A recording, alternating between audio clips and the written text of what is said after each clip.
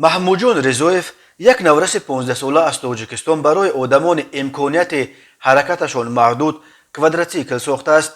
گاز و ترمز این ماشین در قسمت چنبر فرمانش نصب شده.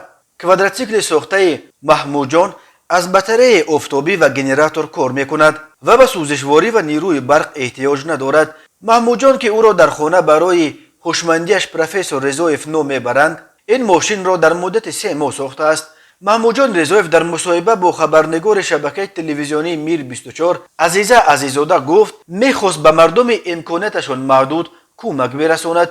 او میگوید با کمک نیرویی که بطری ها تولید میکنند ما میتوانیم با باوری مسافه های طولانی را طی کنیم. کوادراتیکل ساخته من از نگاه اقتصادی خراجات علاوگی ندارد و به طبیعت نیز ضرر نمیرساند. حالا محمود رضایف دستگاه اینوواسیونی را تکمیل کرده ایستاده است که برای تامین روشنی در خانه ها بخصوص در شرایط کوهستان استفاده خواهد شد. او میخواهد این ساخته خود را به المپیاد شهری به نمایش گذارد. معاون مدیر لیسه اینوواسیونی دوشنبه گلنوره به میر 24 گفت او هر سال در همه المپیادها اشتراک میکند. فنی از همه دوست داشته محمود فیزیک است، چون که این فن به کشفیات او علاقه‌مندی دارد. محمود نقشه و آرزوهای بزرگ دارد.